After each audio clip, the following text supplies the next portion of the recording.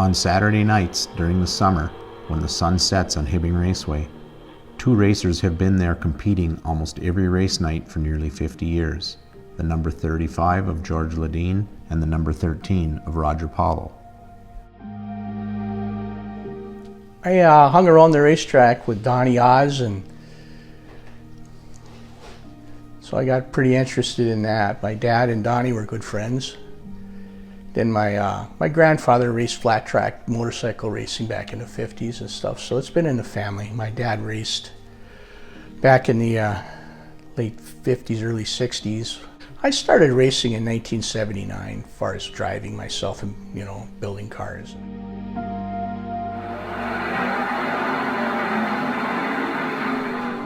I went to a race the first time when I was 17, and during that year, at the end of that year, my buddy let me drive his car, and it was just, I was hooked right there. I had to have a car the next year. That was 1973.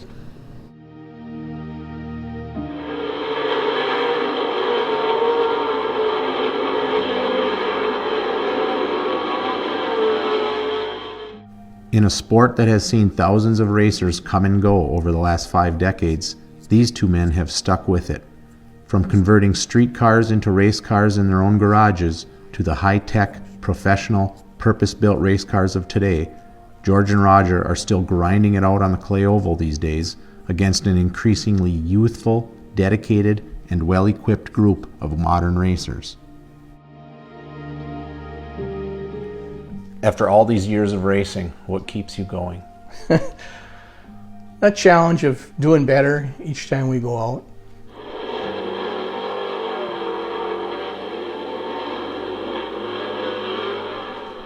It's a natural high is what it is. You don't need any drugs or any phony stuff. It's just all natural high.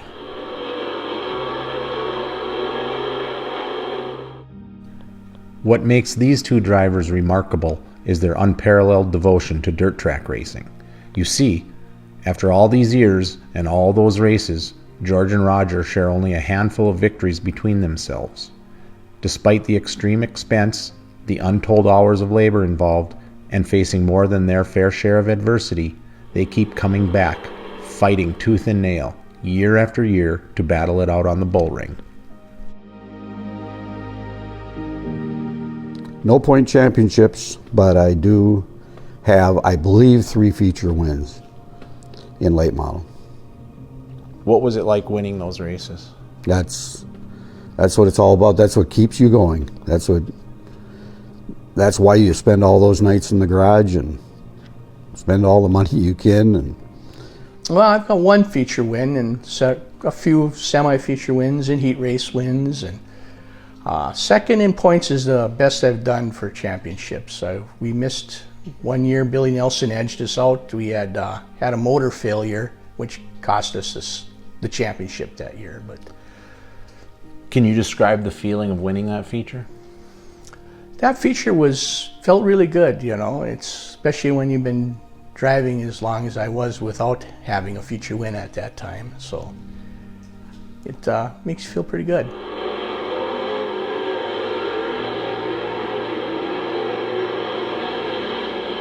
But there's more to racing than winning. It's just, if I was just in it for the winning, I'd have given it up a long time ago. But there's the people you get to hang around with, and it's just learning something new all the time when you're out there. It's a challenge.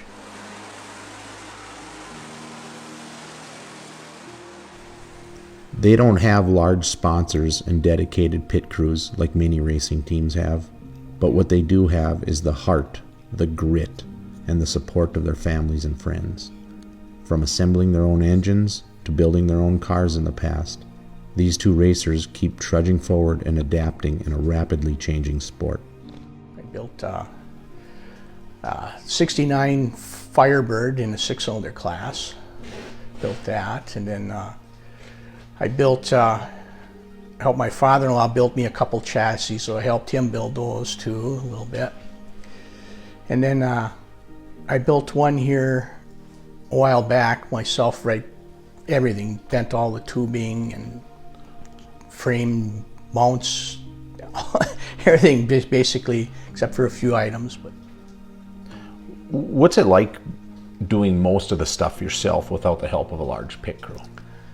well, sometimes it's a challenge, especially if you don't have all the right equipment. So sometimes you got to get creative sometimes, but you feel pretty good when you can go out there and be competitive. Nobody's totally a one-man band. You got to depend on people too, and I've been lucky enough to have some good people help me along the way. My wife comes from a racing family too. Bob Royne is my father-in-law, and my brother-in-law is Mark Royne. He's TRC Chassis, so it was in the family, so that made it a lot easier. I actually used to have some help from Mike Nemi, and Mark Nemi used to help me out for a while when Bruce Nemi wasn't racing. My son helps me now. But you do the lion's share. Yes, I used to build everything, the roll cage, rebuild the transmissions, engines, everything. I've had help now and then, but I've been working on myself most of the time.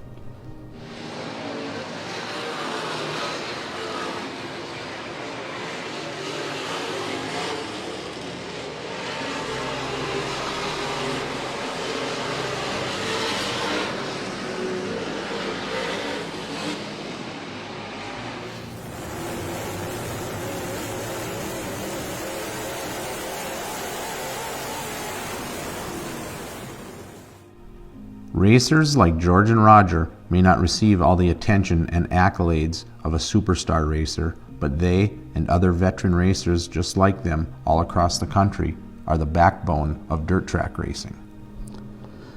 If the car is working well, I'm fairly competitive and have a chance to win, that's what it's all about. And you don't have to bring it home in a basket, basically. You know, you haven't wrecked it. That completes a successful night. Yep. I consider a successful night when you finish the race and you're in one piece.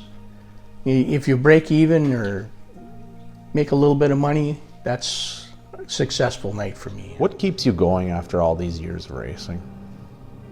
Still the love of racing and being around the track and the people, and I can't wait for it every year. I love it. Can you imagine yourself not racing? Nowadays, a little more, and I've had a year or two where I didn't race, but I was always thinking about it and picking up parts and, you know, still working on a race car for the following year. What does the future hold for you with your involvement in racing? I'm not going to be racing that much longer, I don't think. But I've heard you say that before. yes, I've said it many times, but it's getting tougher and tougher, and money-wise, that's what's the toughest. At some point, though, it's going to be your last night out there. Yep. Is that going to be tough for you to walk away from? Yeah, I think it will be.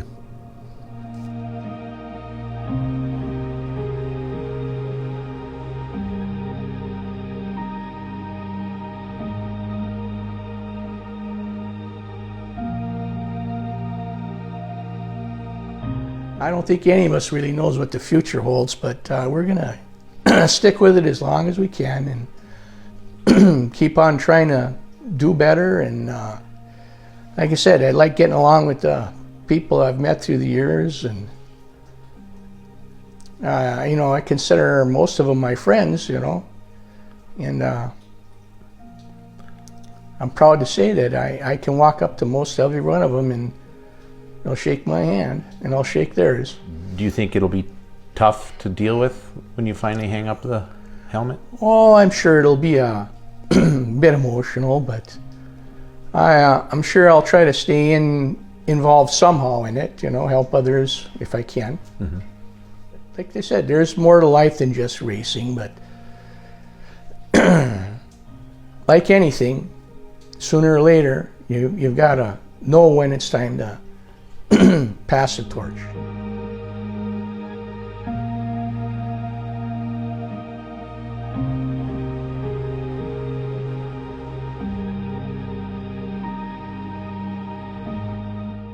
The casual race fan most likely will not notice them missing when they crawl out of their car for the last time and make their exit, but the sport will. Oh, the sport definitely will. For nearly half a century, these racers purchased a pit pass, bought a hot dog and a Coke, walked the pit area, and exchanged stories with other like-minded racers and crews. They quietly kept the tracks alive and contributed to the atmosphere of a night at the racetrack. But don't sell these guys short either. They are wily veterans, after all, who just might steal one last victory away from the jaws of a hungry young kid on a hot streak before they finally hang up their helmets for good. George, Roger, and all racers of the like, I salute you.